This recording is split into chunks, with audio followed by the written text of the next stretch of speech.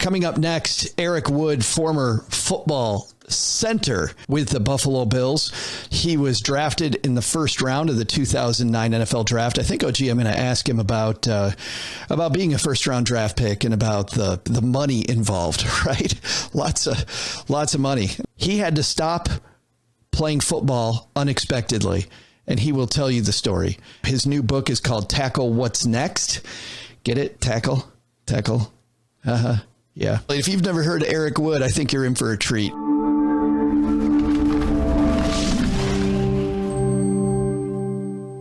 And I'm so excited I get to talk to this gentleman, a guy whose career I followed from afar for a long time. Eric Wood is here. How are you, man? I'm doing great. Thanks for having me on, Joe. Hey, I got to tell you, I almost had to cancel this interview because I am a Detroit Lions fan, and the crap you guys pulled on us on Thanksgiving Day, and I know it's no longer your issue, Eric, that drove me crazy. What's up with that? What do you mean crap? I mean, the Bills got it done, and they were expected to win, and that's what happened in the end. But no, that was one heck of a ball game. And luckily, I commute to the Bills games, as I'm calling them, from Louisville, Kentucky. So that wasn't too bad of a commute home as well. No, well, yeah, for you, it's funny. I live in Texas now, and I had a friend who's not a longtime Lions fan like I am, and he's cheering for the Lions just because he's standing next to me. You know, you've been at those things. You just want to get along. Yep. And I put my arm around him, and I said, Sean, I know you haven't been a Lions fan for long, but we will find a way to lose this thing. And sure enough, Josh Allen and your Buffalo Bills found a way at the end. I get tired of saying Pyrrhic victories and the fact that, man, the Lions were close, but the fact that the Lions played with Buffalo, gave me a little bit of excitement. Yeah, Dan Campbell's building something special. You want to talk leadership.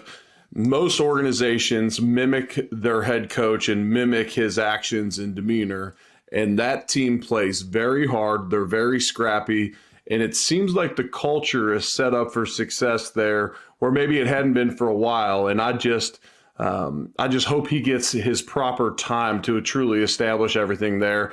And with them picking up that extra first round draft pick from the Rams, that could be a really valuable one this year. Can you talk a little bit about that? You definitely do a little bit in your book. You talk about some of the coaches you've had, but talk about coaching in our stacker's life, Eric. How important do you think it is to have coaches in your corner? Well, I know for me personally, I don't feel like I can get better at anything in life, whether that was me progressing through football, whether that's me trying to be a better golfer at this point in my life, or as I transitioned into more business roles or broadcasting. I think coaching and feedback is just the key to success. We often miss so many of our blind spots if we don't have proper coaching in our lives. Now, I had an executive coach as well when I was transitioning out of the NFL, and I had world-class coaches for many years prior. And so I am huge on coaching, and I also think that we can learn from anybody. So a coach doesn't necessarily need to have a coaching title. I talk about it in the book. I have an advisory board that I bounce things up each year because I transitioned into my second career at 32 years old. Well, there was so much that I didn't know about investing and business opportunities and even creating my own schedule, that having coaches and mentors and people around me to give me feedback has just been so valuable in my life. I was at a coaching session yesterday, getting coaching all day. And we actually had this discussion about an advisory board. And this is what I love about podcasting. I'm sure it's what you love about podcasting. I didn't know we were going to have this discussion, but I really want to go here while we're here. Who's right on that advisory board? And do you think that's a good thing for most of the people listening to just have this board of advisors? And, while we're at it, Eric, if you do think it's good, who's the wrong fit for that board? The wrong fit would be, that'll be easier to answer. The wrong fit would be a yes man, because we can have so many yes men or yes women in our lives just naturally, and you're not going to grow necessarily from their feedback. You want people that care enough about you that they can give you some criticism as they see it. Likely, if you have things implemented in your life, you assume that they are a good fit for you. And so great fits would be people further down the line from you in any industry you're looking to improve in. I'm all about being successful in all buckets of life. I detail that in the book, and that's everything from health and fitness to faith to career to relationships to your emotional health. I'm adamant about being successful in all buckets of life. And the people that I admire that have success, it's not necessarily just wealth. It's not just financial success, even though I as well want to stack the Benjamins. But that being said, I want to have people on my advisory board that I see as well-rounded individuals, and maybe they have an expertise in finance, maybe they have an expertise in health and fitness, but I want them to analyze everything I have going in my life and help me with those blind spots. And generally, they're going to be a little bit further down the road than you. That doesn't necessarily mean older, but further down the road from you, that they can give you that wise feedback. I love that idea that they're not necessarily older. I have some friends that have been through areas I'm trying to get to that are a few years younger than me and definitely have way more experience than I do there. Can I ask one tactical question? How does that work? Do you jump on a Zoom call together like once a quarter? Is it whenever Eric needs feedback? Do you pay these people? Is it like beer and pizza at Eric's house? I don't. Tell me tactically how you get this going. So pre-COVID, we would meet at a central location, and not everybody was from Louisville or wherever we had this meeting, and I would pay for travel, but then, there was some hospitality along the way as far as meals, and especially if they came in from out of town, it might be dinner the night before, the dinner the night of the advisory board, but essentially it's a sit down. When it was in person, it would last a lot longer. There was much more time spent on introductions for everybody to get some more benefit. The last couple have been via Zoom, and those lasted in the 90 to 120 minutes, where I'm sending them a lot of material on the front end saying, here's everything I got going in my life. Here's where I'm looking to get to. Help me figure out where my blind spots are and give me some feedback. And it's amazing how much great feedback you can get from people. And you ask, do I pay them? No, I don't pay them monetarily. Now, hopefully I can provide value to them back in return to repay them. But it's amazing that I went in with so much imposter syndrome, so much worry that these people would feel like they were wasting their time. These are valuable individuals. I understand their time is valuable. Mine is as well.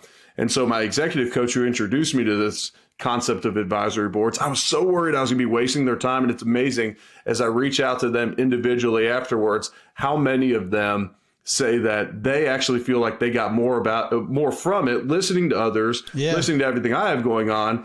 And it's amazing how when you pour into others, you feel that sense of pride. You feel kind of a sense of worth by being able to pass those lessons along. And so, and I would say this, talk about coaching, talk about mentoring. The way you honor those individuals is by putting it into practice, what they told you, and then following back up with them. So you have an advisory board member that says you need to do something or recommends you do it. Once you get that done, let them know. And that really sparks them up. We're going to talk about you and pivoting here in just a moment, but I want to skip to the back of the book just to kind of keep the same thread that we're on right now, Eric, that I had no idea we were going to be on. But you spent a lot of time talking about gratitude and the importance of, I feel like you equate in a lot of ways gratitude with wealth in your own life. And when you've made pivots, having gratitude has really helped you. To speak to that for a moment, if you don't mind. Yeah.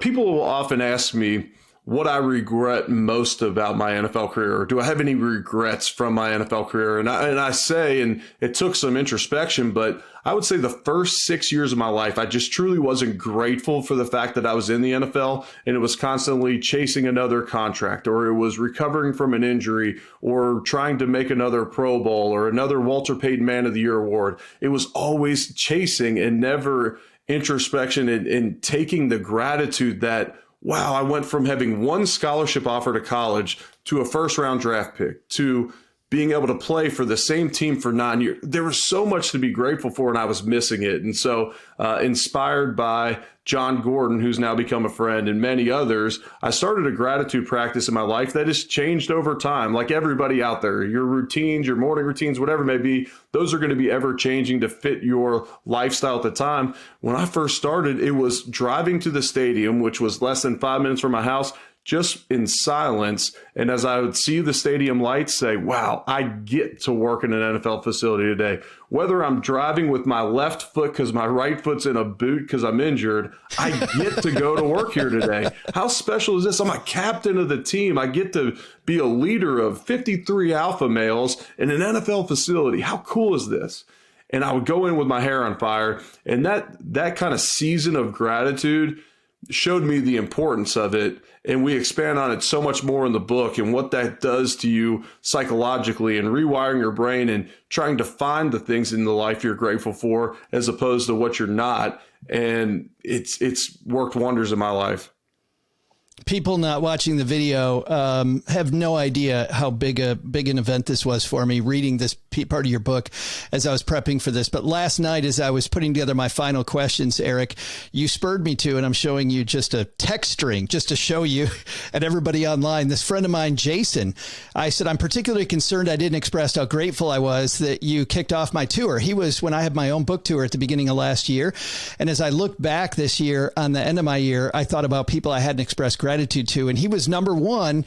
And it's funny how I'm reading your book and your gratitude practice, and I really needed to thank him. I said I didn't really have time to thank you that night, and I neglected as I got busy and crap hit the fan. I wrote, and he said, "All good, my friend. It was my honor. Truly, let's raise a glass to the tour when you get back to Texarkana.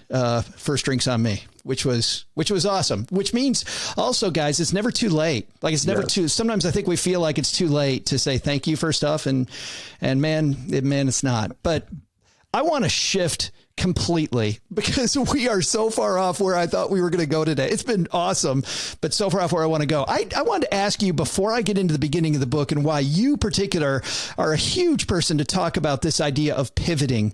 But most of our Stacker community has never been involved with an NFL draft or the contract stuff that you've gone on. Obviously, it's a show about money. Did you know we have Philip Buchanan on? I don't know if you know Philip Buchanan, longtime Lions player, wrote a book about how when he went to the draft, Eric, he was already broke because his family had already spent most of his money that he didn't have yet.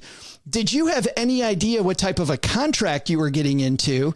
And then tell us a little bit about that first contract negotiation, how that goes as a first round draft pick. Yeah, so you're slotted essentially where you know a range. So I was drafted 28th. I'm going to hit somewhere between the 27th and 29th pick. It's going to be a gradual raise over the previous year because the salary cap goes up, the rookie wages go up and all that.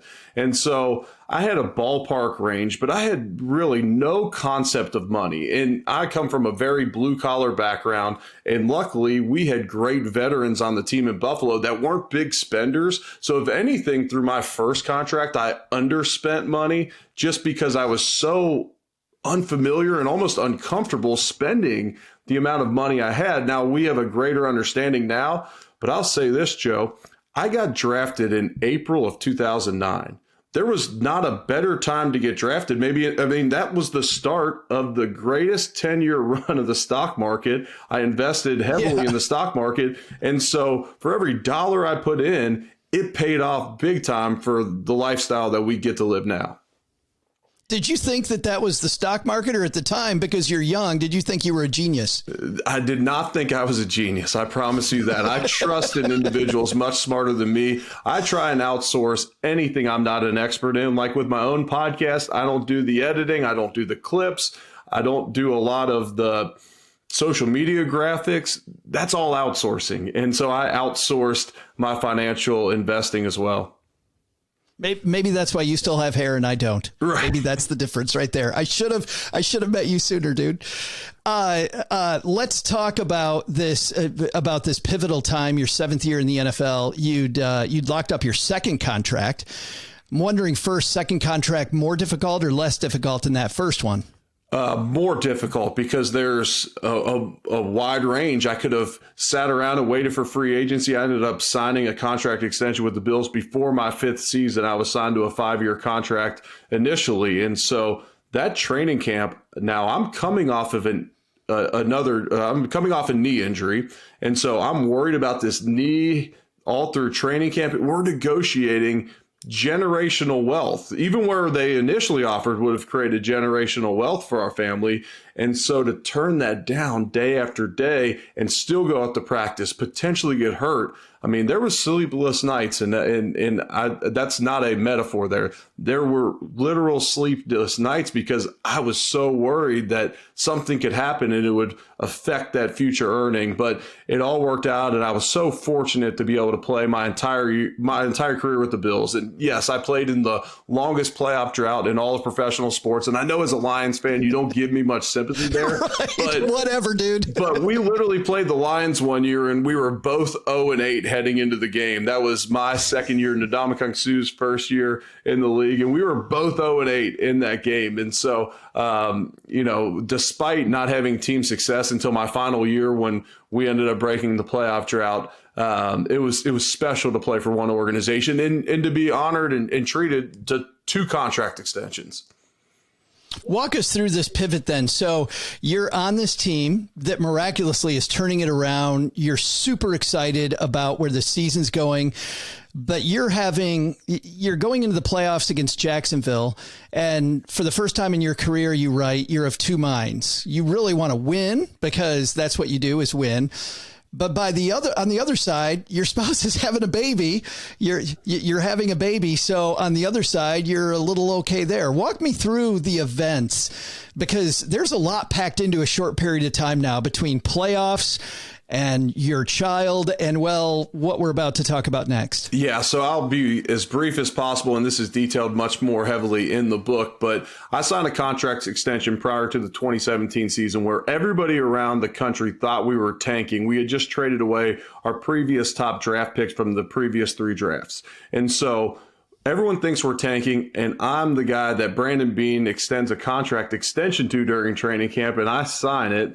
Where I'm worried that maybe I'm going to be traded as well, but I want to stick around this organization until we break this playoff drought. I can't leave, and so I signed a contract extension. I'm the only player on the team to play every single snap that season, which is rare in the NFL because your shoe could come off, you could get hurt, you could be beating a team too bad, losing too bad. There's so many reasons why you can be taken out of an NFL football game. And I play every single snap that season, including the playoff game when we break the longest playoff drought in all of professional sports. An absolute high in my career being able to do that for the city of Buffalo. Well, I'm ready to go back to Louisville, see the birth of my son, and I go to exit physicals, which everyone has to get an exit physical before leaving for the off season, just to make sure everything's okay body-wise for you. And I said, look, I played every single snap. I'm the only one on the team to do it. Clear me for the Pro Bowl. I'm getting out of here. I'm driving back to Louisville. And they said, you had some stingers this year, which my high school buddy got stingers, so I was not concerned about those.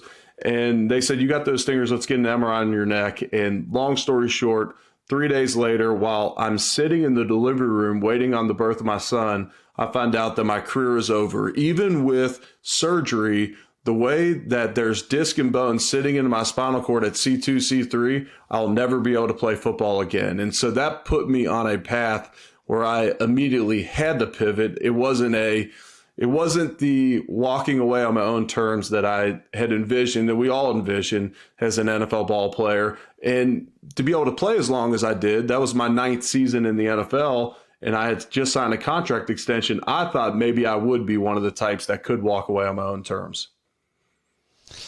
It's so, I'm reading you writing this, Eric, and I'm just thinking you're at one of the happiest moments that a man, well, either you or your wife will ever have, the birth of a child. And minutes before, your wife is crying to the point that the nurse comes in and says, no, it's going to be okay. And she doesn't realize your wife is crying about something totally different.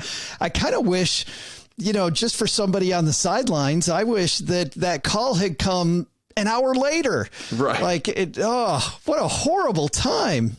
Yeah, but we had got a little bit of information that something may have been wrong, and maybe you're looking at surgery, maybe you'll be fine and just rehab, or maybe it could be career ending. And I got the news just before, and when the call came through, one, you never know exactly when the baby's coming. And then also, even though we were in the delivery room, and then also me and my wife wanted to know if we would have sat there for the next 50 minutes, wondering what had happened. We would have rather had that information. But yes, the fact that the call came just then it's just all part of the story, Joe. Everything happens for a reason. It becomes part of a story that maybe someone else can relate to, that can be impacted by this book as well. Well, you begin your book, frankly, with this quote that is, "You're right where you need to be right now." Literally the first words in your book. Talk about that, because I know that that even though you have this devastating, frankly, point of your career and a point where you're not sure what you're going to do next, you wouldn't write that at the beginning of your book if you didn't believe that. Yeah, you're right. And I truly do believe no matter where you're at right now, whether you're sitting on the mountaintop or you're down in the valley, you are there for a reason. I detail throughout the book how you can gain so much perspective. And when we often grow the most during those times of adversity, even though they're not pleasant to be in. So if you're in one of those storms in life, understand you are going to come out of it and you're going to take perspective from that. You are going to become more mature, more complete because of those moments, even if that time sucks right now. And so in those moments, it's okay to not be all sunshines and rainbows, but understand that there is another mountaintop coming if you're willing to dig yourself out of those times. We talked about coaching earlier. Your coach asked you a series of questions that I think a lot of us, frankly, should ask ourselves as we're beginning this journey toward whatever our next pivot is, as we're tackling whatever's next. Walk us through what those questions are that your coach asked you. Yeah, and really it's, what are your gifts? Who do you want to serve? And when you serve others and bring value to others, you will in turn receive value. I've heard it said, when you bring value to others, you'll make money. When you bring value to valuable people or the masses, then you will create wealth. And so you bring value to others by using your gifts. And often it's so hard to figure out what our gifts are, especially as a former ball player, because all we've been told and our entire identity is generally wrapped around in being a ball player. And so when that is taken from you, identifying other gifts can be very difficult. For me and many others, oftentimes you have to ask others to help you out identifying your gifts and then figuring out ways to serve others in those moments. You were surprised by what your wife said was one of your best gifts. Yeah, and she said discipline, and I had hoped that, but I just didn't. She gets to see all of my actions on a day-to-day basis. She gets to see the birthday cake and maybe a Sunday morning when I sleep in after a couple too many drinks on a Saturday night. But the fact that she identified the discipline that I lived with on a daily basis meant a lot. And it's often those closest to us that you'll take their opinions the highest. What I loved about that story was you were at a time of your life where you'd gone from heavy discipline to really, frankly, no discipline, because you joke in the book that you said, that on one hand, you're like, what am I going to do next? Like big picture, what am I going to do next? But then literally, what am I going to do after breakfast? Because I have no idea what I'm going to do. But the thing that you identify, and I like the fact, and I think this is a big message for all of our stackers, Eric, is you identify something as a trait of yours by really widening the scope of what you look at. You're not a ball player, you're a communicator. And I remember stopping reading this part of the book because I thought, I don't watch football and think the offensive linemen are going to be the world's greatest communicators. But then you go through all these ways that you have to communicate and all the professional communication you've done, like identifying that and widening the scope, I think is difficult for a lot of us. Yeah, it can be, especially during troubling times in your life. We get so narrow-minded in those times, and broadening the scope can be so valuable. You were talking about the communication, and it's media communication. You see that, but it's communication with your coaches. It's communication with your teammates on the field. It's communication in the huddles. It's going to the sideline and relaying what the defense is doing so we can make adjustments. And so that allows you to be a quick thinker on your feet, a quick communicator in relaying issues. And then also you have experience in front of the camera because, as Marshawn Lynch famously said, I'm just here because I have to, or I'm just here because I don't want to be fined. We can be fined for not facing the media. And so you gain experience, and by doing as best as you can on a daily basis, you'll improve your communication skills in the media. Well, that quick communication you have to have on the field, just after I read that, just realizing that you're the one telling the rest of your team about the defense that you think that they're playing and helping everybody identify it. And the quick, because that communication has to happen fast before, you're on a clock between every play. I thought that was fantastic lesson, I think, for all of us who don't realize what a clock we're on. The book is called Tackle What's Next. I absolutely loved it. I told you, Eric, before we hit record that I don't get to read the entire book of a lot of books, and I can't wait to finish up the rest of this. I've read the first 3 chapters and I'm ready to, let's end this so I can finish. But I actually have 2 questions for you that I'm very interested in that you have a unique perspective with, if you don't mind. First of all, college players now being able to accept endorsements and getting paid. As a guy that played D1 football, how do you feel about that? I'm excited that they can capitalize off their name, image, and likeness. The NCAA has mismanaged a lot over the past few years, I'll say, and just ripping the Band-Aid off of this kind of element of it and not, giving these guys a chance to, hey, we're going to educate you on that you got to pay taxes on this money if you're just accepting a check. And hey, maybe we have a financial advisor that can help you invest this money, or don't just rush out and buy a car. All that being said, they completely ripped the Band-Aid off like they probably shouldn't have. And now everyone's kind of on a crash course to figure it out. And as I can attest to from being a professional athlete, and how people can try and prey on young people that are getting money, this group got younger. And so now you're talking about high school AAU tournaments being just a cesspool of people trying to capitalize off these guys. So I am very excited that they will get a little piece of the pie. And as these coaching salaries are getting over $10 million in college, the fact that these guys can make a little bit of money, I'm happy about. We just got to continue to help them manage it. Last question for you is about the transfer portal, end of another season. A lot of people are changing their colleges that they're playing for. I just saw a video this morning of one of my favorite coaches is Michigan State Spartan, Tom Izzo, talking about how he doesn't like the transfer portal because he said he learned more from losing than from winning. And sometimes sticking it out is what we really needed. Do you agree with that, or do you think the transfer portal is a good thing for some athletes? I agree 100% with that. I'll just talk about football in general. If you're a backup quarterback and you can go start at another school, there's only one quarterback at that school that's going to start that season. Now, someone could get injured, but we had 3 consecutive number 1 overall picks that were transfers at the quarterback position. There is a time and place for it. The problem is you're giving so many kids an out these days. And what it's doing is it's putting so much pressure on them because other teams' coaches know, oh, this guy's a backup at that school. I recruited him here. I'm going to go recruit him. Well, he doesn't realize that he's going to face those same issues at that other school, likely. And it's just giving all these kids an out. As of 2 years ago, there was 1,800 kids sitting in the transfer portal without a scholarship out. So they left a scholarship at an institution. They went into the transfer portal and nobody wanted them to come out. You don't think those kids wish they could go back to the university? Well, once you go into the transfer portal, they can allow you to come back, but you've already quit on them.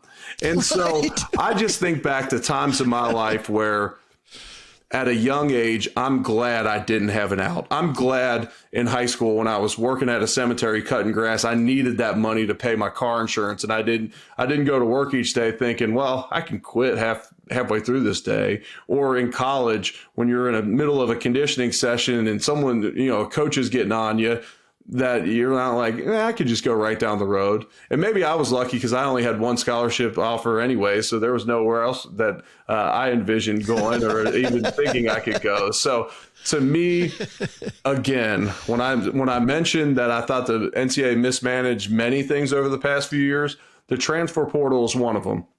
And I'll end up with this, Joe. The fact that coaches can leave and you commit to a school likely because of the coach, the fact that for so long they could leave and then you're stuck as a player at that school, I think that's likely wrong. There's probably some middle ground with a one-time transfer rule where you get a free pass, whether it's the grad transfer, which I did like, or whether it's your coach leaving Or, hey, I'm a backup and I'm going to give it one shot to go somewhere else. Well, JT Daniels is going to play for his fourth team next year. He just entered the transfer portal after finishing this year at West Virginia after being at Georgia and USC. To me, you've given that kid decision fatigue. Yeah, can you imagine? I don't know. I can't imagine. Back to the book. The book is Tackle What's Next. That's probably not the right way to tackle what's next, just looking for the grass is greener everywhere else. Right. Great holiday gift. And I'm assuming, Eric, you can get the book everywhere, right? Yeah, you can. It's available everywhere books are sold. Eric, thank you so much for helping our stackers on their pivot. I really appreciate your time. No, my pleasure.